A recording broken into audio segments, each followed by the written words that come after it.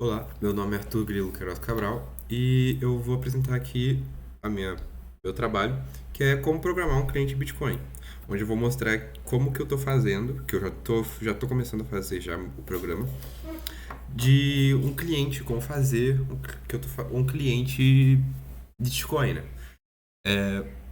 Tudo que a parte de código que eu vou mostrar aqui está em Rust, só que a lógica se mantém a mesma, né? Então, o que importa é a lógica do código e dá para entender mesmo sendo uma linguagem específica, né?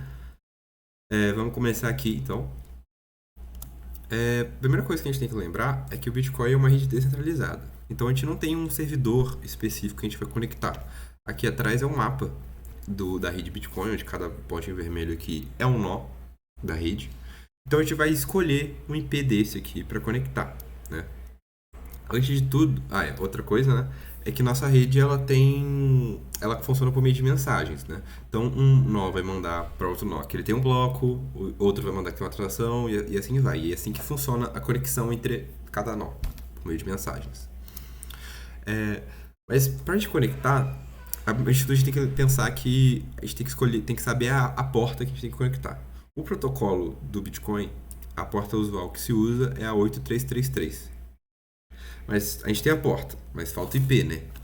Para a gente achar o IP, a gente tem vários jeitos, mas um dos jeitos mais tranquilos de fazer é usando esse site aqui, chamado bitnodes.io, que ele basicamente tem um cliente também Bitcoin, que ele fica andando na rede, salvando todos os IPs, que tem um comando na rede Bitcoin para você pedir o IP do, do, dos... Basicamente o que ele faz, ele pega ele manda uma mensagem para o nó que ele está conectado perguntando quais são os outros nós que esse nó está conectado. Aí esse nó vai enviar os IPs para o cliente do Bitnodes e aí o Bitnodes faz recursivamente conectando nesses outros nós e assim vai. Aí ele consegue encontrar toda a rede Bitcoin. E aí ele disponibiliza esses dados nesse site aqui que eu vou entrar. Então vamos entrar aqui nele.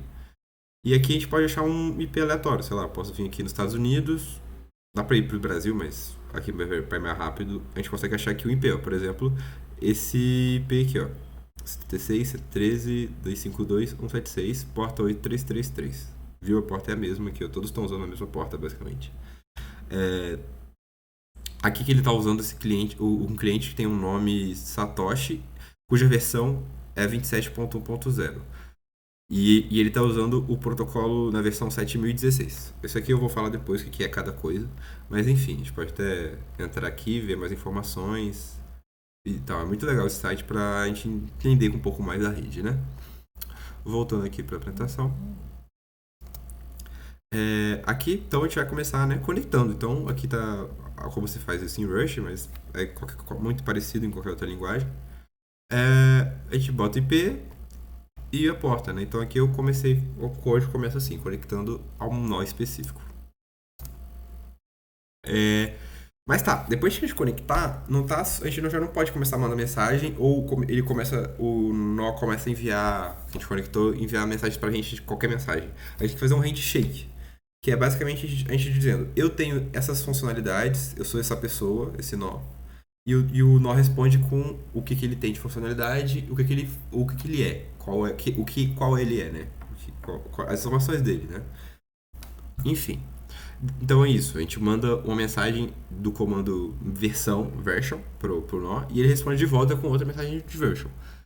Depois ele responde também que ele deu um acknowledgement, né? Ele reconheceu que ele recebeu o comando versão com outro comando, ele manda essa mensagem chamada um comando de verecc, que é o nome do comando.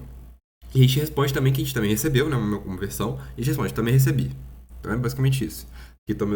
Aqui estão minhas informações, aí o responde com as informações dele, depois ele fala, eu recebi as suas informações, e a gente fala, eu recebi as suas informações também.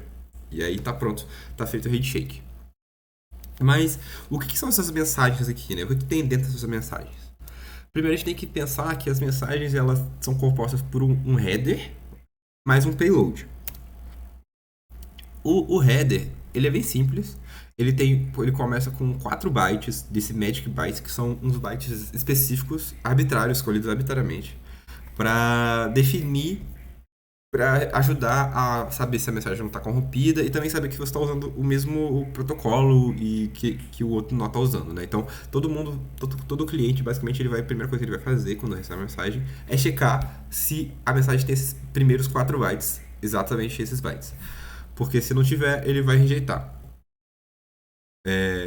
Tá, depois tem o comando, que é basicamente uma string em ASCII de 12 bytes, ou seja, 12 caracteres também, com o nome do comando. Então, por exemplo, aqui vai ser o nome version, e aqui, dessa mensagem aqui vai ser version, e aqui vai ser varec, né? Porque é o comando que a gente está usando. Depois a gente tem tamanho. Esse tamanho não é o tamanho da mensagem toda, é o tamanho do payload. E isso é escrito em um número de 8 bytes, literalmente. Depois a gente tem o checksum, que é o checksum da mensagem toda, com payload e header. E usando o SHA-256. E isso aí a gente pega os primeiros 4 bytes desse SHA e coloca aqui como checksum. Isso é bom, isso é usado justamente para você checar também se a mensagem está corrompida e se está tudo certo para você começar a lidar com essa mensagem, né? Aqui a gente tem um exemplo de um payload, do payload da version. E ele é bem grandinho assim, mas tem muita coisa repetida. É bem tranquilo de se escrever isso. A gente tem a primeira versão do protocolo. Essa versão é aquilo que eu tinha mostrado no início, no bitnotes.io, que é aquele cliente que eu te mostrei. Acho que a versão a versão do protocolo que ele está usando era 7016. Depois eu vou mostrar qual versão eu estou usando, é uma versão diferente, mas é tudo tranquilo, eles têm retrocompatibilidade até certo ponto. Depois a gente tem que for falar quais serviços a gente tem. No caso agora, no meu cliente, eu não estou muito lidando com isso, então eu seto tudo para zero, mas é uma máscara de bits, né? Um bit field, com cada bit correspondendo a um serviço. Depois tem o tempo atual, ele é descrito por um número de 8 bytes, com o Unix timestamp, né? Que é os segundos até o início de uma data, depois, de uma data, acho que, sei lá, 1900 e pouco. Que é quantos segundos já duraram até agora, né? Depois, isso aqui é meio inútil, que é basicamente você falando quais serviços você quer que o cliente tenha, mas também você pode botar isso para zero. O IP remoto, que é o IP do remoto. A porta. E seus serviços de novo. Isso aqui é meio repetitivo, mas eu acho que é por causa de retrocompatibilidade com os protocolos antigos. Então, meio que é a mesma coisa que você escreveria aqui em cima. Depois tem o seu IP, a sua porta, e esse nonce aqui. Esse nonce, né? É um número aleatório que você gera isso aqui é usado para você saber se você não está enviando mensagem para você mesmo. Porque se você receber uma mensagem com o nonce que você criou, você sabe que foi uma mensagem de você mesmo e aí você não tem esse problema, né? E esse user agent é aquele que estava escrito lá no que a gente achou no Bitnotes. Tá escrito Satoshi com a versão do cliente Satoshi lá, que era 27.000. Então isso aqui é basicamente o nome do seu cliente. Você pode botar qualquer coisa aqui. E depois você fala qual o último bloco que você e o seu cliente tem. No caso, no meu cliente, como começando do zero, eu boto que eu não tenho nenhum bloco, então eu boto que eu tenho o bloco de altura zero, né? Então tá. Então aqui vamos ver como faz isso em código. Aqui eu estou criando uma versão, um payload do comando version. Então eu peço que para o meu código eu já tenho aqui a biblioteca que eu programei, né? Eu boto a minha versão do protocolo, que é a 7014, mas isso aqui é meio arbitrário, foi que eu vi muita gente usando. Então eu botei 7014. E aqui eu boto o tempo, o serviço, é, isso aqui eu pego os serviços aqui, que eu boto do zero. O endereço remoto, então eu pego o IP dele, mesma coisa aqui do local, tudo tranquilo. O nosso eu botei um número arbitrário. User agent eu botei tipo my own Bitcoin client, uma coisa só pra ter ali, uma coisa. E aí realmente eu botei aqui o Lashbox 0, né? Depois eu envio essa mensagem para aquele socket que eu criei lá no começo, com o payload da versão. Essa interrogação eu basicamente checando se teve algum erro no envio da mensagem. Calma aí.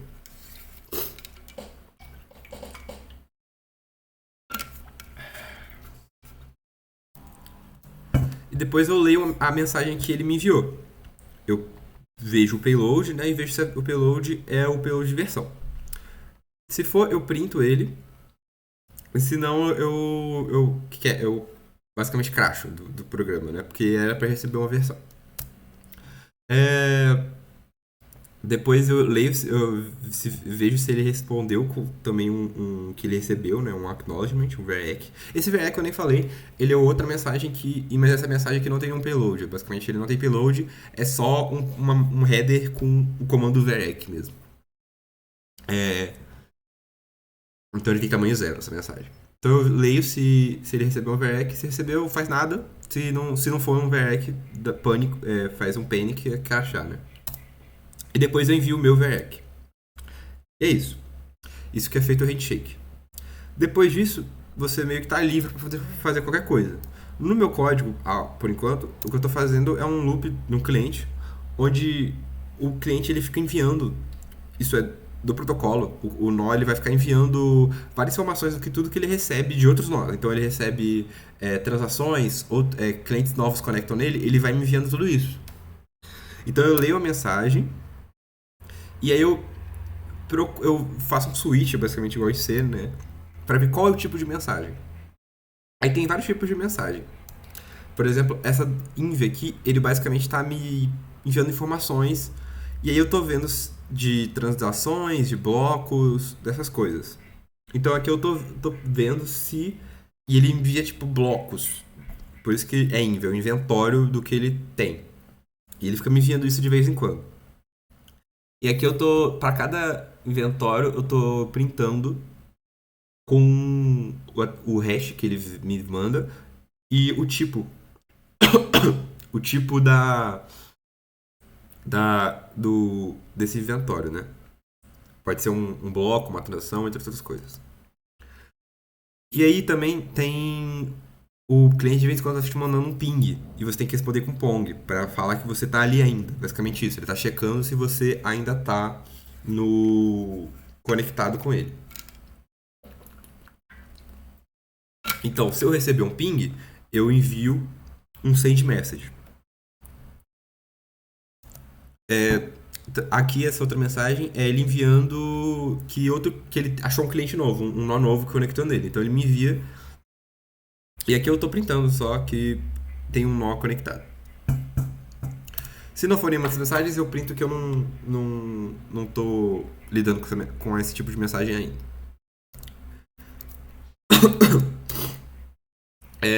Aqui eu tenho o output do meu código, que aqui eu tô pegando só aquela primeira parte do inventório, que é essa aqui, né? E aqui eu tô mostrando aqui como que vem, que é basicamente estão várias transações e o hash, né? Então vamos pegar aqui um hash aleatório, esse aqui. E aqui eu vou botar num site que faz a pesquisa desse hash e ver se existe mesmo esse hash, né? Foi o que eu fiz. Então eu fui num site e pesquisei, e realmente tinha. Então meu cliente ele tá funcionando. Ele tá funcionando. A gente pode ver todas as informações da transação que tá acontecendo aqui. Que tá transferindo essa quantidade de bitcoins com essa quantidade de bitcoins, né? Aqui o que eu pretendo fazer a mais agora no código, né? Eu pretendo melhorar o código, ele tá não tá abstrato o suficiente, você tem que fazer muita coisa na mão ainda. Também eu queria adicionar a habilidade de conseguir requisitar nós. Então tem um comando que você pode falar, me vê quem você, igual o BitNodes.io faz, de pedir os endereços das pessoas. E entre outras funcionalidades também. Eu quero também essa funcionalidade de pedir mais informações sobre uma transação. Então, quando eu recebo aquele monte de transação, eu posso ter um comando lá no protocolo que eu posso falar, me dá todas as informações desse hash aqui, dessa transação aqui, ou desse bloco. E aí o nó vai me responder com isso. Então tem outras coisas. Então, porque o meu cliente atual, ele tá muito passivo, né? Ele não envia mensagens aleatoriamente do nada, assim. Ele só responde mensagens que ele recebe, no máximo. Então eu queria ter uma coisa mais ativa.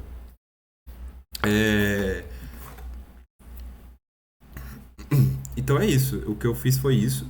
E eu espero que deu pra entender mais ou menos como se faz isso na vida real, né? Como um cliente é feito. Aqui são minhas referências. E, e aqui vai ter o link, né, pro vídeo do. Esse vídeo aqui que eu tô gravando. É, a autoavaliação, né? Eu diria que minha avaliação, como eu já tô fazendo código e eu já estudei bem, assim, né? Eu tive que estudar muito pra conseguir fazer esse código e apresentar aqui. Eu diria que minha nota é 10 mesmo. E é isso. Muito obrigado.